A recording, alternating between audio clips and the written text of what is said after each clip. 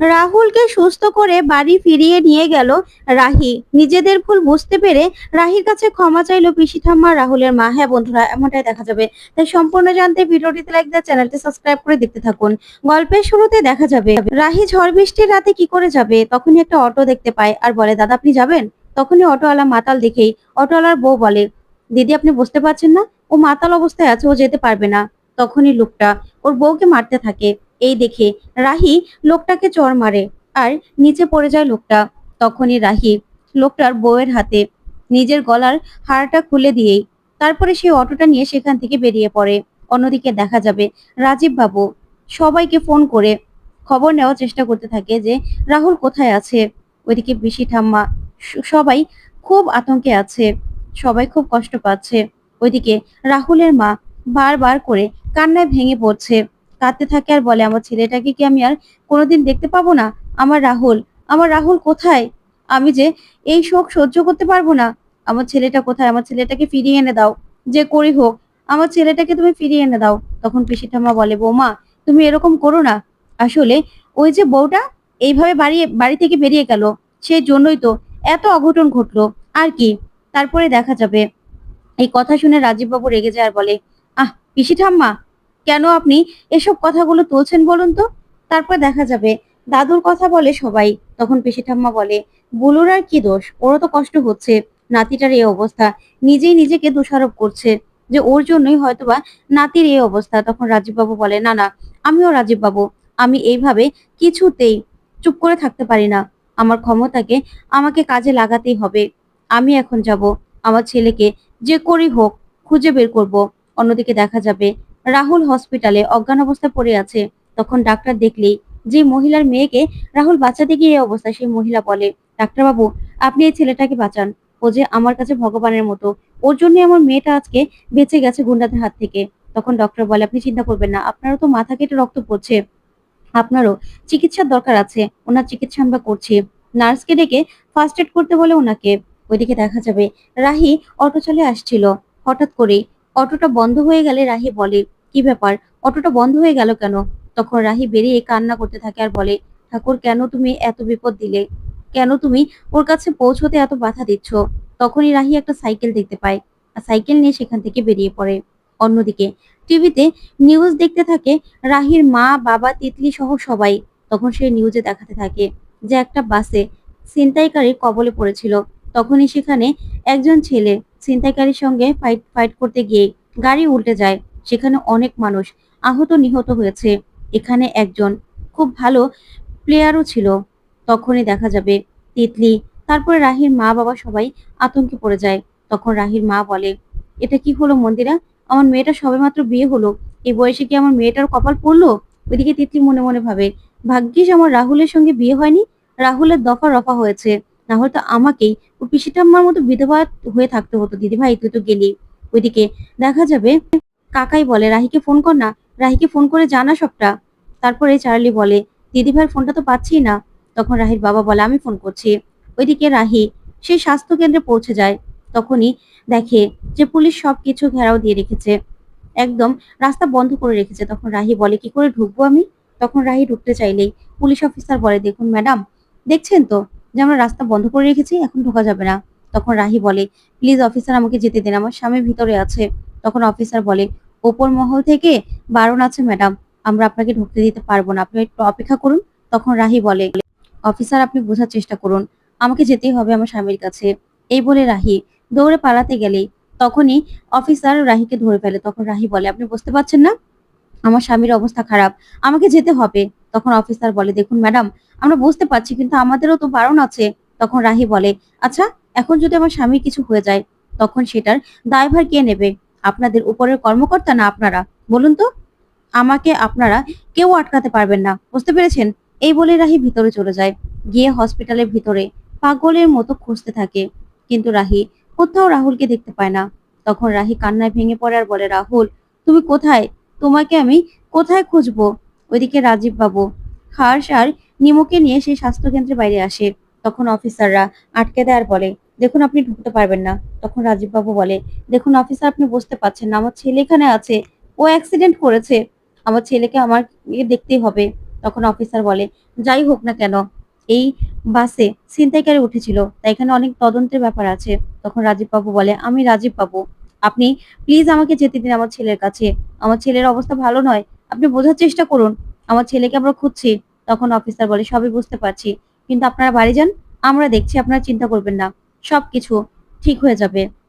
তারপরে দেখা যাবে হারিস বলে, বাবা চলো তাহলে। এই বলে রাজীব বাবুকে নিয়ে সেখান থেকে চলে যায়। ওইদিকে রাহুলের অবস্থা ক্রমশ খারাপ হতে থাকে। তখন ডক্টর বলে, ওনাকে তো অন্য জায়গায় শিফট করতে হবে। এদিকে রাহুলের মা ছটফট করে আর বলে, অনি তোর বাবাকে একটু ফোন কর না। তখনই রাজীব বাবু বাড়িতে গেলেই দেখা যাবে কনক রাজীব বাবুকে চেপে ধরে আর বলে, কি করলে? আমার ছেলে কোথায়? আমার ছেলে খোঁজ এনেছো তুমি? তখন অনি বলে, মা একটু শান্ত হও না, দেখছো তো বাবা এসেছে, কিছু বলছে না, বলতে দাও। তখন কনক বলে, কিছু বলছে না তো, সেই জন্য তো আমার টেনশন হচ্ছে। তখন ঠাম্মি বলে, আচ্ছা বৌমা এরকম করো না। কিরে রাজু, রাহুলের খবর পেলি? তখন রাজীব বাবু বলে, না পিসি ঠাম্মা, আমি ঢুকতে পারিনি, আমাকে ঢুকতে দিল না জানো তো। আমি রাজীব বাবু, কিন্তু আমি কিচ্ছু করতে পারলাম না। তখন নিমু বলে, চারদিক ব্লক, এই ঝড় বৃষ্টির জন্য আটকে রেখেছে, ব্লক করা আছে, কিছুতেই পুলিশ অফিসাররা আমাদেরকে ঢুকতে দিল না। আমরা এত চেষ্টা করলাম, কিন্তু কিছুতেই রাহুলের কাছে পৌঁছতে পারলাম না। বিশ্বাস করো, আমরা খুব চেষ্টা করেছিলাম।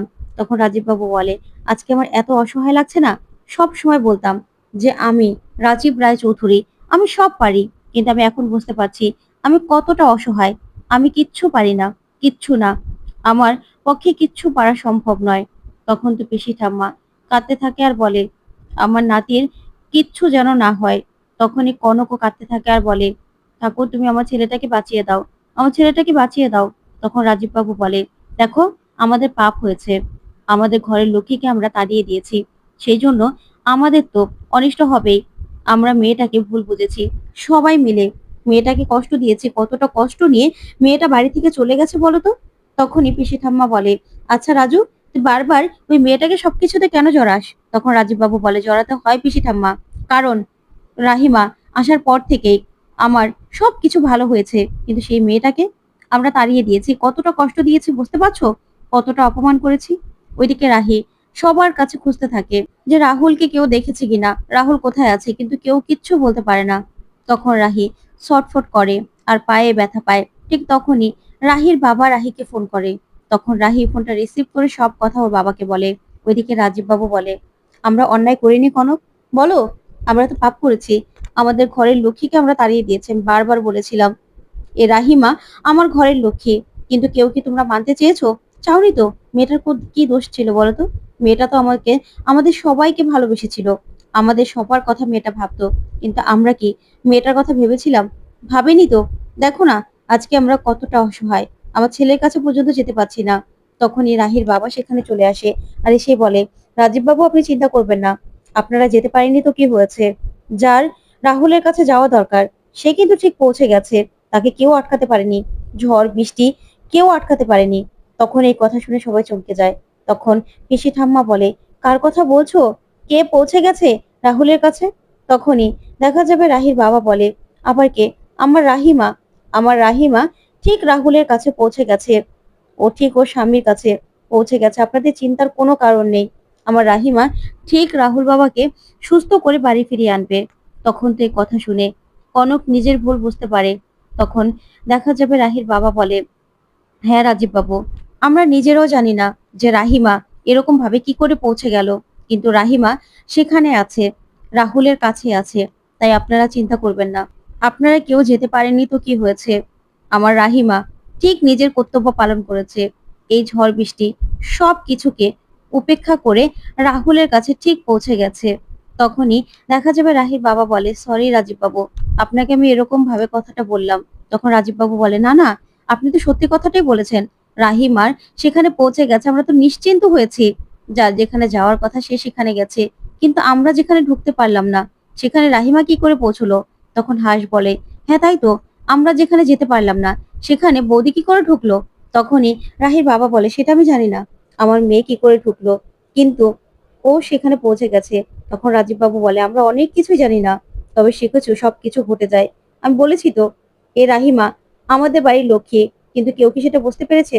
তখন পিসি ঠাম্মা কাঁদতে থাকে আর বলে, সব আমার দোষ, আমি পাপ করেছি, আমার পাপের ক্ষমা চাই, আমার নাতি যেন সুস্থ হয়ে বাড়ি ফিরে আসে। তারপরে দেখা যাবে রাজীব বাবু বলে, আমরা তো এখন বুঝতে পেরেছি যে রাহিমা আমাদের ঘরের লক্ষ্মী, কিন্তু আমরা কি সেটা মনে রাখতে পারবো বলো তো মা? তখন ঠাম্মি কিছুই বলে না। তারপর ঠাম্মি বলে, থাক না, রাহির বাবা এখানে আছে। তখন রাজীব বাবু বলে, তাতে কি হয়েছে? ওনার সামনেই তো সবকিছু হয়েছে। ওনার সামনেই তো রাহিমাকে আমরা অপমান করেছি। তাহলে ওনার কি জানতে কিছু বাকি আছে? আমরা ভুল করেছি, আমরা অন্যায় করেছি। আমাদের ঘরের লক্ষ্মীকে আমরা অপমান করে তাড়িয়ে দিয়েছি। আমাদেরকে ক্ষমা করে দিন। তখন ঠাম্মি বলে, আমি ভুল করেছি, আমাকে তোরা ক্ষমা করে দে। তখন রাজীব বাবু বলে, সেই কথা কি আমাদের মনে থাকবে পিসি ঠাম্মা? মনে থাকবে না তো। কদিন পরেই ঠিক আবার মেয়েটাকে আমরা ভুল বুঝবো, কোনো না কোনো উপায়ে আবার বাড়ি থেকে বের করার চেষ্টা করব।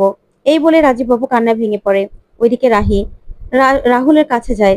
গিয়ে রাহুলকে দেখেই রাহুলের কাছে দৌড়ে যায় রাহি, আর বলে, রাহুল ওঠো, রাহুল ওঠো, দেখো আমি ফিরে এসেছি।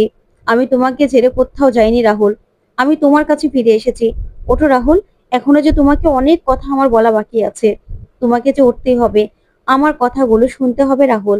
এই বলে রাহি কান্নায় ভেঙে পড়ে। তখন রাহির চোখের জল রাহুলের ঠোঁটে পড়তেই রাহুল জেগে ওঠে। তো বন্ধুরা, কেমন লাগলো আজকের